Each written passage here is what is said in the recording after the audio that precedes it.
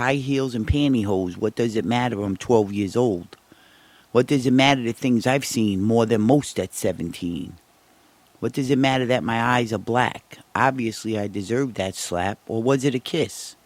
I can't remember the cause of this. Perhaps I stood and then I fell and winded up in a grown-up hell.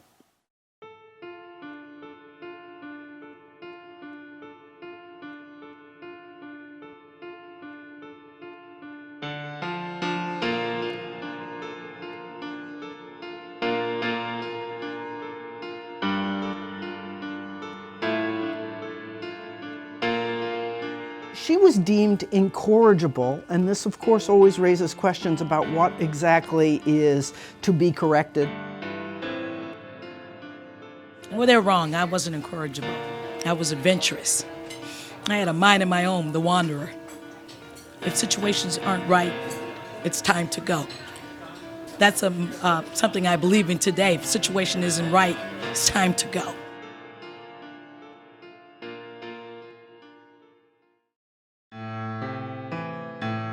This story begins with a box, sold at a yard sale in Hudson, New York.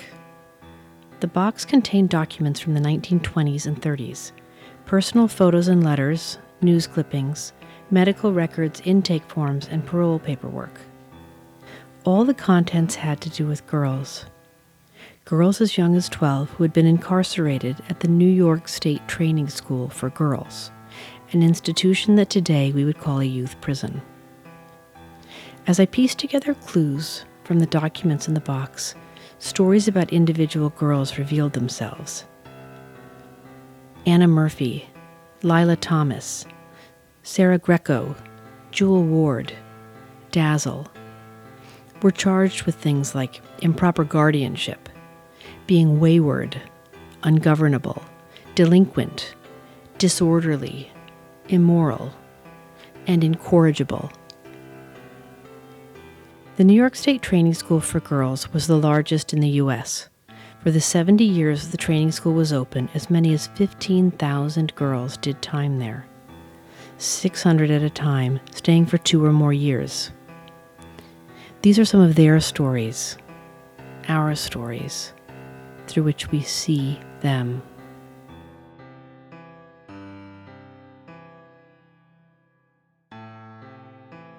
On December 28th in 1930, a young girl wrote to her mother, "Dear Mother, I'm down here in Hudson for training. I don't know much about it because I got here only last night, but I like it so far. I played games and sewed last night. I have a beautiful room.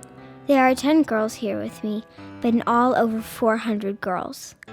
I hope you have a nice New Year. How's Grandma and Gramps? With best wishes, your daughter, Gladys." 12-year-old Gladys had been the victim of a rape and forced marriage to a boarder in her home in Fulton County, New York. Her mother and mother's boyfriend, as well as the boarder, were charged with second-degree rape. Gladys was sent to the training school by authorities who labeled her a moral menace for trying to tell her story. In 1910, training school manager Annie Allen wrote, "Our chief task and aim with delinquent girls is to protect them from the natural consequences of being girls."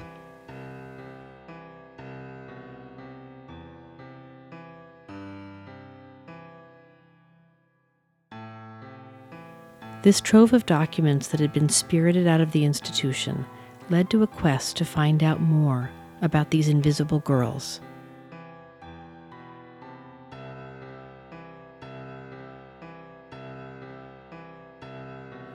I put up a website and posted on social media.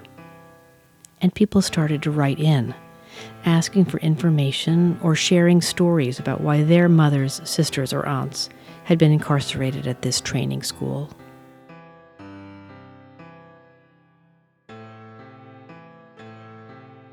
In 1912, my mother was born.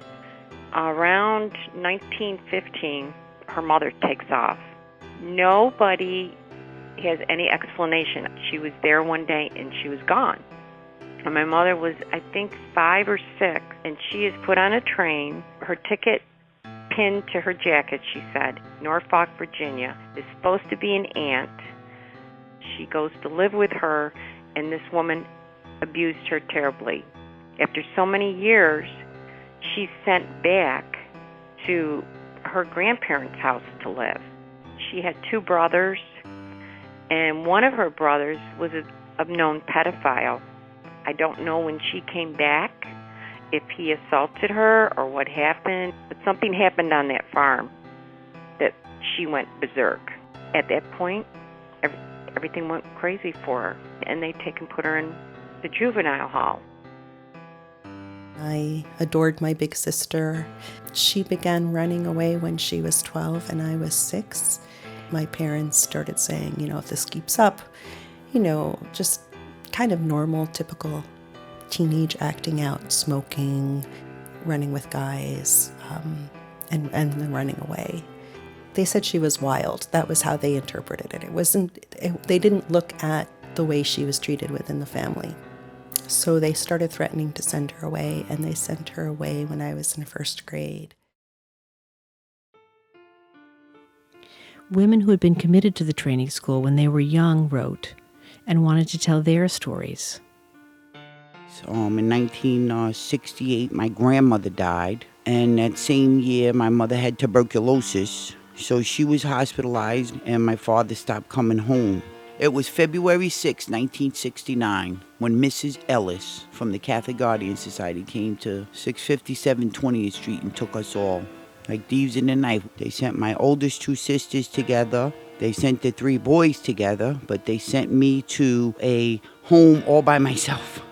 And I did not like it, so I rebelled. The judge said I was remanded because I was an incorrigible kid, and he sent me to Hudson State Training School for Girls. They put you on a bus, and off you go, upstate somewhere.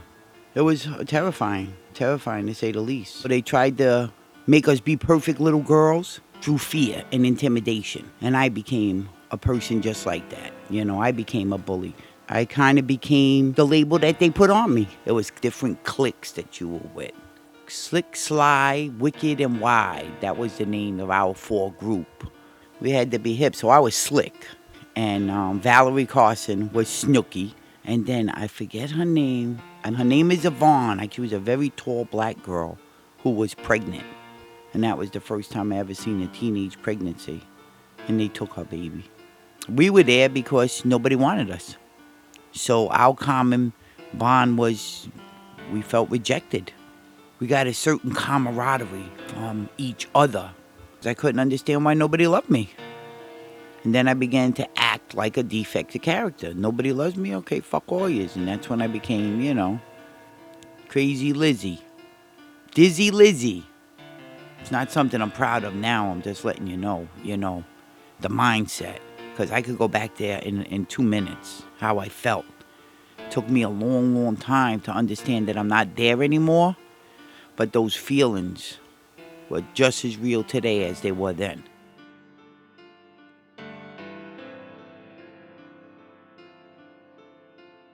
I grew up in Rochester, New York. I'm the oldest, and I'm the only one that went to reformatory school. I got sent away to Hudson, New York because I kept stealing, I was shoplifting, and I kept running away from home. I would run away a lot because my friends wanted to go to parties, and my mother did not play the house party scene. And I wasn't the type to talk back to my parents. I never, ever raised my voice. So my way of acting out was I would say I'm going to the store and just wouldn't come back. I had a loving home. I just was rebellious, and I just wanted to do what I wanted to do. One of the incidents that probably did send me up the river, I went to Learners with some friends of mine because I ran away in the dead of winter and didn't have a coat. So I stole the suede coat. But apparently they have a camera system, and I wasn't aware of that. So when they finally caught up with me and I was in court, they were talking about the incident at Learners, and I was like, well, I was never in Learners. They put the old videotape on. It was a black and white video, and it was me. And still I was in denial. Oh, that's not me. And I meant that, the judge wasn't having it, so he was fed up. I wasn't staying put. I wouldn't stop stealing. They decided the best thing for me was to go to a reformatory school. It wasn't like you dreaded being there. You just dreaded being locked up. We're doing a lot of punitive things to women and girls in the name of empowering them and treating their trauma. In the juvenile system, what you had was a rhetoric, at least in the early decades, of saving and protecting kids, which then morphed into mass incarceration of especially girls. We start in the 20s with sexual immorality and waywardness. And by the 50s and 60s, we're getting person in need of supervision. So the language is changing, but the things that happen to the girls don't change. Intake records and interviews revealed that many girls had been physically or sexually abused.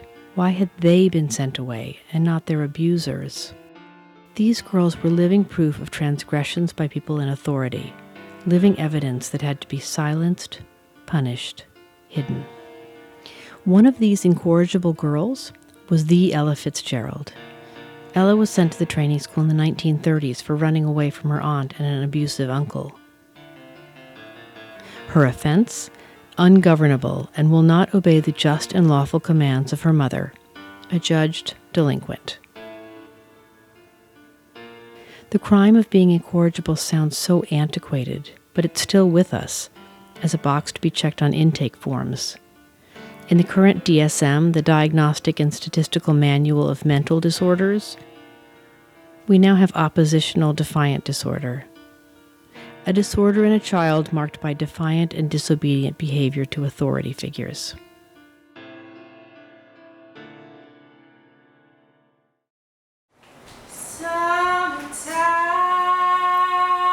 Only a full account and structured memory of the injustices of the past can shed light on the present and prevent the injustices of the future. 40 years after the last incorrigible girl left the training school in 1975, girls from a group home and an after-school program came together for a workshop. After conducting their own archival research and hearing stories of girls before them, they reframed words used then and now to define young women. Not wild, they said, free. Not unruly, proud. Not defiant, strong. Not wayward, a survivor. Not delinquent, courageous. Not disobedient, determined. Incorrigible? Yes, and proud of it.